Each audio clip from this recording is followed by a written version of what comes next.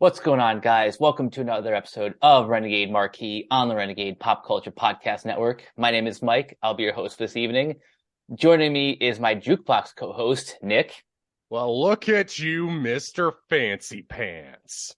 Yes, we are talking about the latest installment of the Evil Dead franchise, Evil Dead Rise, directed by Lee Cronin, who you may recognize from his 2019 debut, The Hole in the Ground. But I have not seen that one yet, actually, believe it or not. Admittedly, me neither. But before we dive too deep into this film, let's do a little background check on where we both stand with Evil Dead. Nick, I'll let you start. Okay, well, this is where I delve into the dreaded, awful childhood for me. So much like any kid growing up in the 2000s, I was obviously a big fan of the Sam Raimi Spider-Man movies. So once I eventually started getting into other movies when I was I want to say in about grade 6 or grade 7, I had a friend who would constantly recommend me some of the best movies ever made. And whenever I asked him about horror movies, he said, you gotta watch Evil Dead. And then when I found out that it was like, holy shit, Sam Raimi made movies before the Spider-Man movies, I've got to see it. And then I had the dreaded rated R dangled in front of me. Yeah, I was one of those kids that wasn't allowed to watch R-rated movies growing up. So I decided to get crafty, and I actually managed to record Army of Darkness off of my grandparents' computer that was hooked up to our cable, and that's how I saw Army of Darkness for the first time. Then when I was in high school, I eventually picked up all the other movies in the series, and I grew up loving all three of these movies. I'll fully admit, though, I was not a big fan of the 2013 requel. At this rate, I don't even really consider it a remake at this rate, just because of how theorized it is as a sequel. But the more I've seen it, the more there are aspects of it I come to appreciate more about. Like, I really enjoy the stuff with Mia. I think she's arguably the best character in that entire movie, and she actually has an arc. But I still have a lot of issues with it, mainly the guy I refer to as Pincushion, who won't stop getting fucking stabbed the entire runtime. But with that in mind, also, I just got done watching my first viewing of Ash versus Evil Dead a couple of weeks ago, and I really enjoyed that series. Kelly's the best Evil Dead character not named Ash. Nice. So I'm admittedly a late bloomer when it comes to the Evil Dead franchise. Obviously, like Nick, I grew up a fan of Sam Raimi's Spider-Man movies. But my first real exposure to Evil Dead was the 2013 requel. And because I wasn't like a dyed-in-the-wool fan, I was probably one of the biggest defenders of this movie at the time. I just kind of took it for what it was, as like a bloody, gory, just gnarly horror movie in a time where horror wasn't quite as revered, because if I'm being honest, the 2000s weren't exactly the best years for the genre, but that's a debate for another day. I just recently binged the original Sam Raimi trilogy to prepare for tonight, and yeah, no, I completely get why all of these movies are as beloved as they are. I think Evil Dead 2 is my favorite, just because that's the one that has all the iconography, the chainsaw, the shotgun, Ash at his most Bruce Campbell-y. I think exactly. by this movie, Bruce Campbell has fully evolved into the Ash that we all know and love today. To kind of go back on your point about the 2013 requel, I keep wanting to call it a remake just purely out of habit. One argument in its defense that I can't really argue against. And I actually kind of am like, you know what? In hindsight, it makes the most sense. Just given the era of really bad horror remakes that are either unnecessary, like the remake of The Fog, or Rob Zombie's completely missed the point trying to turn Halloween into a grindhouse torture porn movie, and the really bad sequel to Alexander Aja's really good remake of The Hills Have Eyes. When you look back at Evil Dead 2013 in hindsight, there's a lot more to appreciate about it than most horror remakes. Yeah, and also not to discredit the original Evil Dead, but there is a bit more substance to the story, and I'm not just talking about the substance abuse that Mia is going to Partaking this. in. Yeah, Like, my entire thing as well, the guys from Red Letter Media, when they reviewed the 2013 Evil Dead movie, they brought up a really good point. Like, the original Evil Dead is literally just a bunch of friends going to a cabin to make a horror movie, and it just became one of the most classic horror movies ever made. And then the 2013 movie is literally just, let's give it a budget.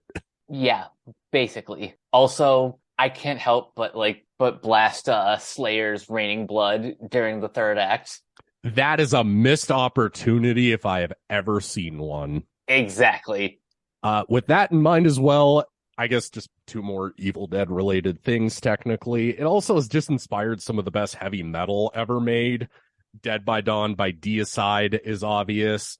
Evil Dead by Death, and one of my personal favorites is my favorite Black Dahlia Murder song, Raped in Hatred by Vines of Thorn off of Everblack. Evil Dead's just awesome, but it also hasn't been in the greatest place since Ash vs. Evil Dead was unceremoniously and unfairly canceled by Starz. That ending still just annoys me. But nonetheless, the fact that we even got a new Evil Dead movie and it wasn't just sent to HBO Max, I can sleep happy knowing this. Before we continue, I just want to point out one thing. As of this recording, today in Las Vegas was the Warner Brothers presentation at CinemaCon, and David Zaslav has said, we are no longer in the business of making direct-to-streaming movies. So, for better or for worse, they are committed to putting movies in theaters. Especially just given because I've been to so many movies just in the past few months alone. Yeah, I can say it gives you something to be more excited about rather than just watching something get dumped on a streaming service. So, with that having been said, let's finally talk about Evil Dead Rise. Now, for those who don't really know the story, this involves a reunion between two estranged sisters, Ellie and Beth, which gets cut short by the rise of flesh-possessing demons, thrusting them into a primal battle for survival as they face the most nightmarish version of family imaginable. And yeah, there's a lot that we can talk about in the third act, but let's go kind of piece by piece with this. First of all, Nick, I want your general thoughts after seeing Evil Dead Rise. I would actually say this is about on par with some of the best episodes of Ash versus Evil Dead. I think that this movie's just great. My take on it is, yeah, it's a bit more restrained than most Evil Dead movies, but at the same time, that just gives a lot more of the kill scenes, a lot more impact. It makes the story something worth paying attention to. It's insanely fast paced. The gore looks great, of course, and all the practical effects look amazing. And our leads here are really good, so I don't have very many complaints to get into. Obviously, one will get brought up, but nah, beyond that, this movie fucking rules. I have seen the movie twice. Once in just a standard theater, the second in Dolby, and oh my god, guys, you've got to see this in Dolby. It is a pretty incredible experience. Like Nick already brought up the great practical effects, the performances across the board are all excellent, but I really got to give credit to the sound design too, which adds like another layer of like tension with each scene, and also the score by Stephen what's his name? Stephen McKeon. which is also out on Waxwork Records. I'm going to be picking up my copy next payday. Yep. And speaking of Ash versus Evil Dead, one of the cinematographers, or the cinematographer, Dave Garbett, is he worked on the series. So there is, while this doesn't have, as far as I know, any like explicit references to the show, like they still have some of the same crew involved, which is nice.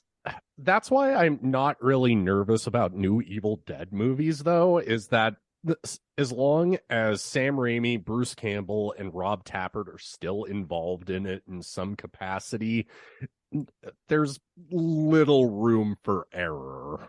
Agreed. This is probably one of the most consistent horror franchises probably of all time, because like can you name another franchise that has zero bad installments? Not very many, and that I completely forgot to bring this up when talking about just the older movies and everything. I can completely understand why somebody might have a different favorite Evil Dead movie as opposed to another person. Like, my personal favorite that I quoted at the beginning of the show tonight is actually Army of Darkness. I like that it goes over the top. I like that it just embraces the absurdity and just cranks everything up to 11. Ash is the most quotable person in the history of quotable people. I mean, I can totally get why somebody would think the original is the best one, because it's super low budget. It takes itself seriously. Yeah, it might have some campier bits to it, but at the same time, it still works for what it's going for. And then Evil Dead 2 is like, okay, let's take that, but let's make you laugh at some of the kill scenes. Like, who hasn't laughed at the eyeball scene in that movie?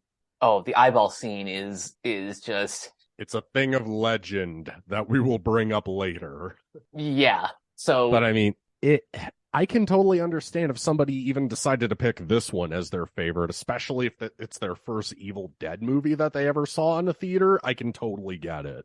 yeah, and I think that's why Evil Dead Rise is the perfect gateway film, because, to quote my Letterboxd review, it has all of the right ingredients, like from copious amounts of blood to obviously the Necronomicon, the Deadites, and the chainsaw, the shotgun, all of that stuff. Plus, this may be, a point of contention for some people, but the movie does begin and end with a cabin in the woods, or at least by a lake.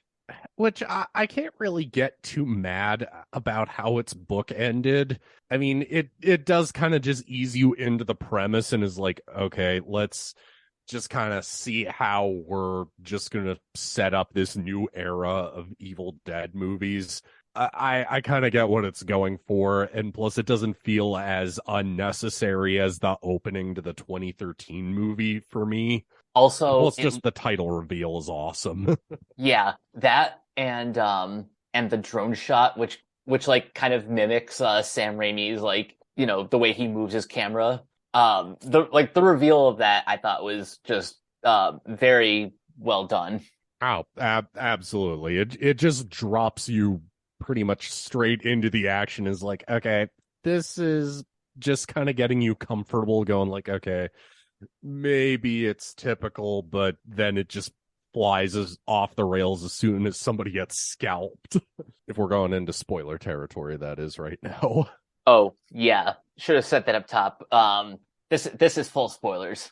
Oh, yeah, absolutely. I mean, you kind of can't talk about a new movie at this rate without talking about spoilers. So, nonetheless, one thing that I really am probably going to give a leg up to in terms of the 2013 movie is I do think that the movie's a bit short. I do think that you could probably spend more time developing Beth, more developing like her relationship with Ellie, rather than just give them like maybe 10 or 15 minutes together and then boom, possessed. I would probably have to agree with that. Like I would have liked to see a little bit more of the two sisters individually before they just get like thrown into all of this mess. Yeah, exactly. I mean, and also in defense of the kid actors here are actually pretty good here. They're not that obnoxious or anything. So that's another thing we kind of got to praise about it. Like if these were like really bad kid actors, the movie would probably just fall flat on its face. Yeah, no, the kids were really good. I want to especially shout out Morgan Davies, who I believe is the first transgender actor in the Evil Dead series. Unless there's anyone in Ash versus Evil Dead that I'm not aware of. Not to my knowledge offhand. But then again, first time viewing of the entire show, so I don't know, maybe on rewatches. Anyway, though, another thing that I really do like about this movie is just the way they drop in the Necronomicon, and it makes the most total sense that it's just something that it's just buried in somebody's coffin for God knows how long. And given Lee Cronin's directorial debut, I did kind of find it funny how they found the Necronomicon in a hole in the ground. True. Well, the other thing too, and I kind of just want to throw this in straight from the get-go, because I was one of those people who were totally expecting Bruce Campbell to make a cameo at the end of the movie like he did in the 2013 movie. But to my disappointment, he's not. But the way they work him in is really subtle and actually really creative. And it kind of ties into how the Book of the Dead gets read for the first time in ages. So Danny, the oldest brother, he basically he starts spinning this album on his turntable, and it's this recording of this priest reading from the Book of the Dead. And for one quick second, you just hear somebody say, "It's called the Book of the Dead for a reason."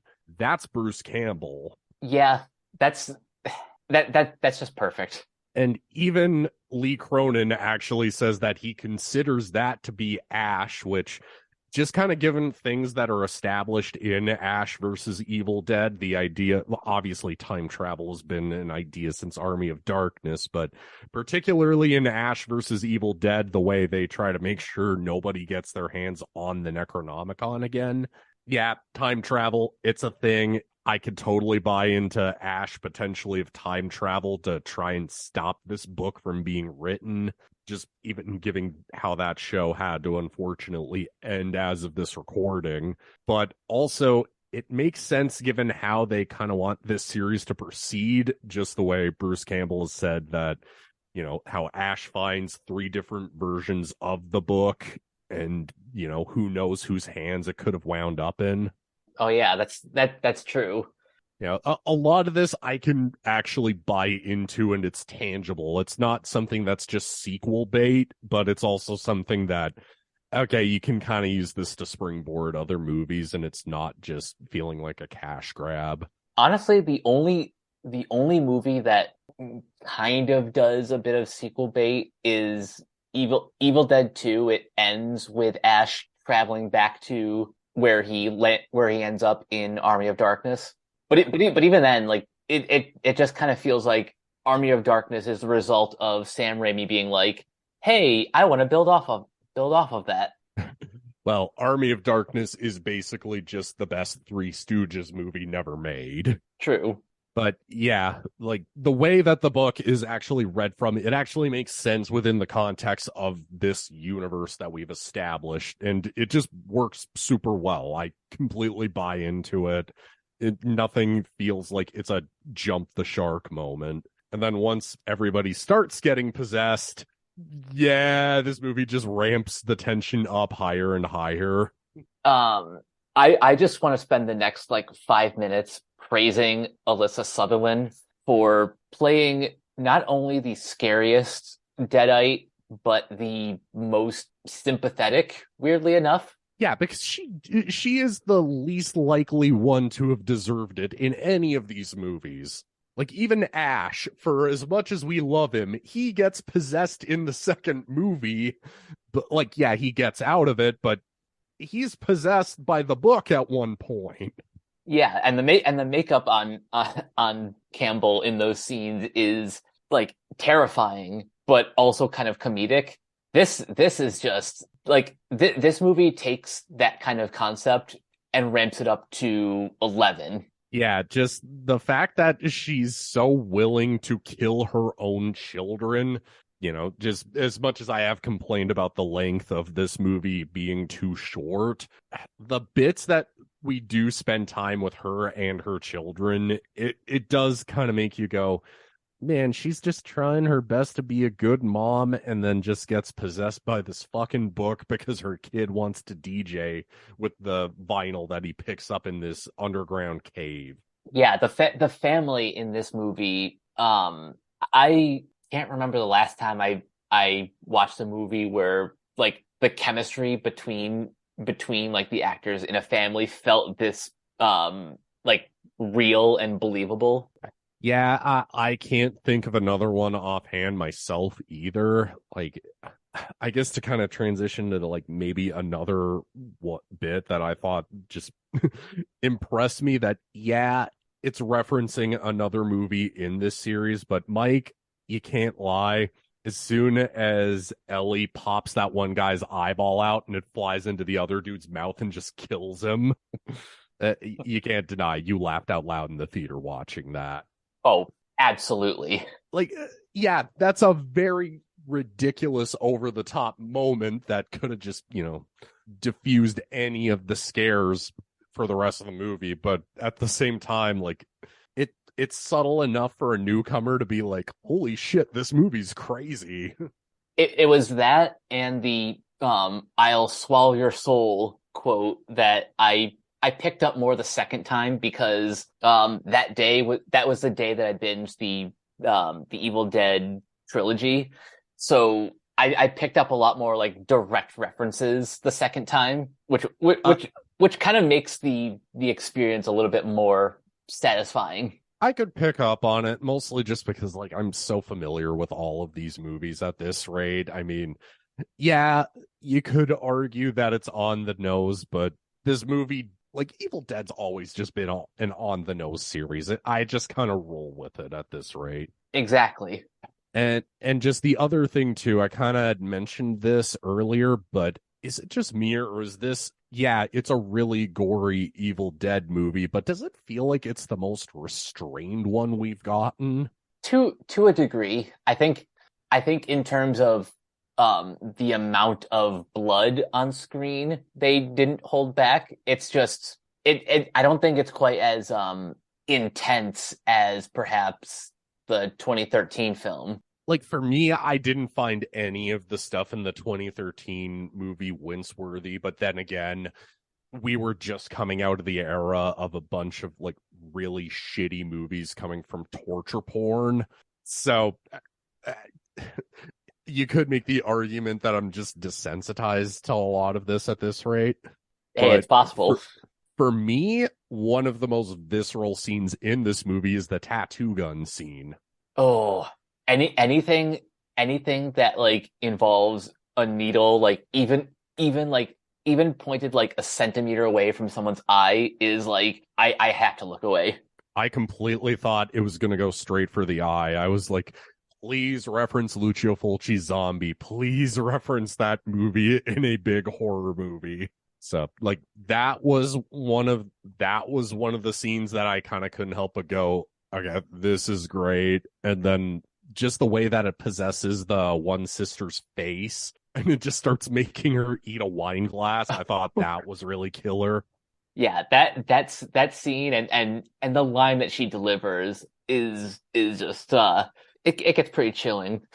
And then to kind of praise a little bit more of the character stuff is the way Cassie and Beth's relationship develops, like just the bond that they kind of their bond that grows as the movie progresses. That also really works for me. Like I know they show it in the trailer and everything, but like the bit where she's just like, you'd probably make a really great mom one day because you can lie to kids. It's like only that line can probably work in a horror movie. And I think my favorite thing about that line is that's before she finds out that Beth is actually pregnant. Oh, yeah, definitely. Like that. The fact that I do wish they kind of played more on the fact that she is pregnant rather than just the idea of Ellie just thinking that Beth is just a groupie for just whatever band she decides to work with. I do kind of wish they had a little bit more of an arc with that. But at the same time, just kind of given the pace of the movie, I don't really think they would have wanted this to slow it down. Yeah, that's a good point, and that's really the only reason why I might challenge your note that the movie is too short. I think had this movie went on like any longer, you might run into the danger of like certain scenes overstaying their welcome. But at the same time, I also think, yeah, maybe like a few more minutes at the start just to establish who Beth and Ellie are as individuals could have helped. Yeah. I mean, to kind of use one of my food analogies, a horror movie should be like a really delicious steak. Yeah, you don't want it to be too overcooked. You don't want it to be undercooked though. You want it to be medium rare and not too much fat, but that little bit of fat to just garnish it. That's how you make a movie great. That I can only think of things in food analogies. I don't know. That's just how my brain works. Can't complain about that. Okay, true. But yeah, I see where you're coming from. Maybe it's something that I'll kind of find more forgivable on rewatch because I mean, I'll fully admit, like, I'm not the type that goes out of my way to watch a movie more than once in a theater, but like, I totally would try to go see this again in a theater. Yeah, if you have a Dolby movie theater near you, you should definitely try to go see it there because scenes like the cheese grater moment are are worth it. I'm not gonna lie, I totally was debating on bringing a cheese grater to the movie, but I also didn't want to get kicked out. They don't know if I'm a Deadite or not. Then again, they could just think I'm a cosplayer. Anyways, no, like that scene is really killer too. Just again, the way that it slowly possesses them one by one to the point where even the brother that reads from the book from his turntable, the way they kill him off is just that is just one part mean, but also kind of fitting, just given that Deadites, you just have to shoot them in the head to kill them. Yeah, either shoot them or just rip them to shreds. And one other scene I really want to compliment, again, in the trailer, but just in the context of the movie, just the scene where Cassie just looks at her mom through the peephole in their apartment door is genius. Like I've never seen Deadites torment people as badly as they do in this movie. Yeah, like this isn't just a like a splatter fest. It can also be a little bit psychological. And that's why I guess I kind of find it a bit more restrained than the other movies. I So I I appreciate that while this has like a lot of the Evil Dead trademarks, it also is trying something a little bit different. yeah, it's not just trying to rest on the laurels of the other movies. And then also just throw in the fact that it really is kind of unpredictable the way it just kills characters off outright though. It's like I didn't really expect the order of which everybody would end up being killed off or kind of what the movie was just slowly but surely building to. I didn't think they were going to go for anything like the Abomination in the 2013 movie. Obviously, this isn't the same book that Ash finds in the first movie, but uh, yeah, I do wish we had a little bit more time to kind of build to what it was going for. But at the same time, that one part where Ellie initially gets possessed and then she's just like, I just want to rip you all to shreds so that way we're inside each other and can be one happy family. Oh man. Talk about a great line of foreshadowing. Yeah, true. And plus just that again, she just torments her own family in the most genius way. Like, arguably, again, like you said, just one of the best Deadites we've ever seen on screen. And just the fact that it's as character driven as it is, I can't get enough of it. Um, I want to piggyback off what you said earlier about the body count. Like that's another trademark of Evil Dead is that pretty much there is only one survivor by the end. But kind of like what you said, who goes and in what order is part of the surprise. True. I mean, basically, whoever is left in this dingy goddamn apartment building, everybody's getting possessed. Yep. Instead of Oprah giving everybody a car, it's you get possessed. You get possessed. Everybody gets possessed. And then just out of nowhere just starts chanting Dead by Dawn. Yep. Which, yeah, you could think that's corny, but corny is kind of Evil Dead's MO at this rate. Exactly. And like, again, to kind of piggyback on one of my points from earlier about how it kind of low-key references Lucio Fulci's Zombie, it also references The Shining at one point with the elevator scene. Yeah, I was gonna bring that up next. When a movie goes out of its way to reference like one of my favorite movies of all time, I have to give it props because how they pulled that off is mad impressive.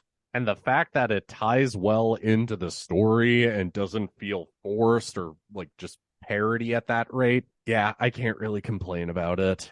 And just the final showdown between Beth and this abomination version of Ellie and her family is just, this is what I come to Evil Dead for. Over the top gore, practical effects, and just cool scenes with chainsaws. Yeah. In this movie they call this creature the Marauder, and I need to see like a behind the scenes like documentary of how this all came together because this creature looks kind of I don't know if I've seen anything quite like it, how at least like how this was put together. I would like to know how much practical effect work went into it, and just I want to know how either just the right amount of CGI they had to use or just narrowly avoiding having to use it that they got.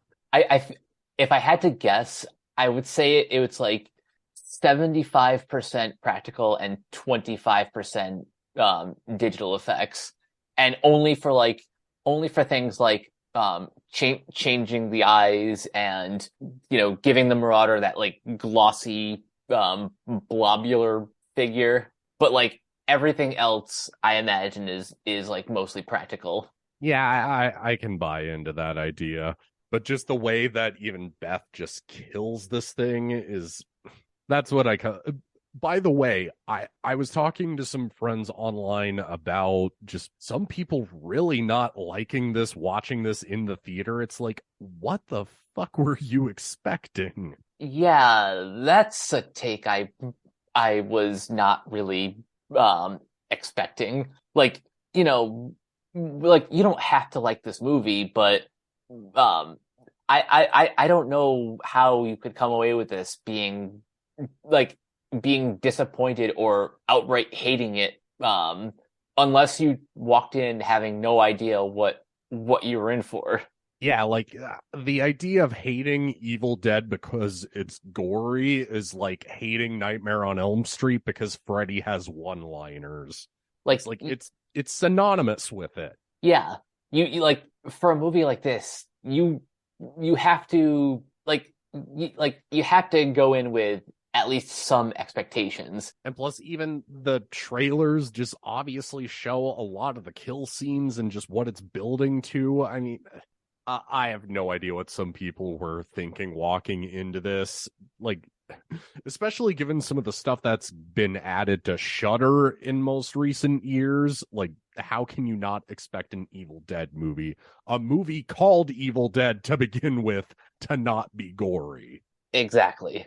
Yeah, just other than that, like, other than, I guess, maybe the maybe that also could be a compliment about it, I guess. is the runtime that you can basically watch this and just be done in an hour and 20 minutes. Yeah. And oddly enough, like despite what we've said about the runtime, I think this might actually be the longest of the franchise at running at 97 minutes. Okay, good point. Maybe I just enjoy these movies so much they just feel longer. It could be. And, it's just something that's just forgivable. I don't know. Maybe I was just enjoying it so much I didn't want it to end.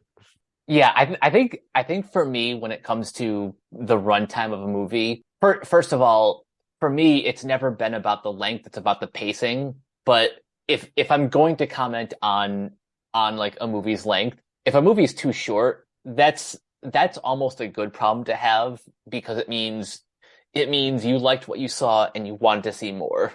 Yeah, good point. And by God, do I want to see more.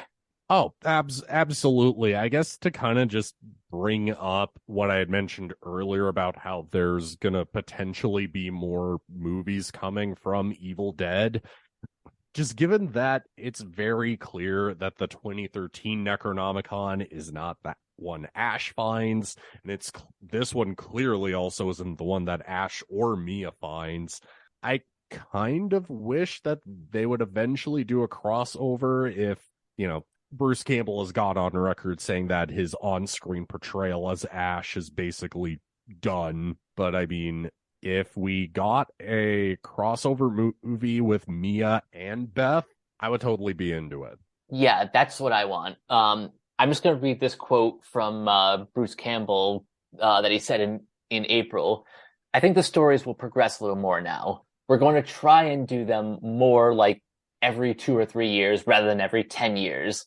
It's also the first time Sam is working with his brother Ivan to create an overall Bible that will give future writers and directors an idea of where this thing should go next to potentially tie in some of these stories. So I think it's going to get a little more tied in as the years go by, but because it's all about the books, it could be a book in the past, a book in the future. It's yet to be determined. So basically what you said, like the possibilities are endless. And I think it may be time for me to give Ash versus Evil Dead a watch. If for no other reason, because it's more Ash and more Evil Dead, so can't go wrong there. And also, yeah, from that quote, it sounds like they are committed to expanding the Evil Dead series. And I'm never going to complain about getting more Evil Dead movies, but also B, I do think it'll also be a good way to tie it into Ash versus Evil Dead, just given how that series ultimately ends. I personally would really like to see a full movie with Kelly dealing with another version of the book, or potentially being that somebody goes to her because they're like, oh, she's dealt with something like this before. And then she's like, yeah, I've dealt with the Necronomicon before. That would be pretty Also, cool. just because I love Kelly to death and I just want more of her. So yeah, in conclusion, more Evil Dead. Can't complain. Can't complain. Anything else you want to bring up before I kind of give our closing thoughts? Nothing really. I can't think of anything else other than to just give it the highest of recommendations. If you're a horror fan, you probably obviously went and saw this opening night already, but if you're on the fence about it, I can't recommend going to see this movie enough. It's going to give you what you want out of a horror movie and an Evil Dead movie. Yeah, hard to disagree there. Evil Dead Rise has and everything that you're looking for in a great like a great horror movie, a great Evil Dead movie, and honestly just a great character study about family, both the good and the bad. So yeah, that brings this quick episode of Renegade Marquee to a close. Before we head here, Nick, where can everyone find you online? Only on Instagram at my handle, Super Saiyan Death Metal God. I mostly post album covers, horror movies, just whatever movie I happen to be watching at the time. video games, just go shoot me some follows and some binge likes if you want. And you guys can follow me on Twitter at Captain K42. You can check out my quick thoughts on letterboxd.com/Coach K42. And you can follow Renegade Pop Culture on Facebook and Twitter at Ren Pop Culture. You can also find us on YouTube, on Podchaser, subscribe to our Patreon at patreon.com/Renegade Pop Culture. Listen to all of our podcasts on Anchor, Spotify, Apple Podcasts, etc. And last but not least, everything can be found at renegadepopculture.com. You need to escape, so do we. That'll do it for this episode of Renegade Marquee. We will catch you guys later. Nick? Groovy.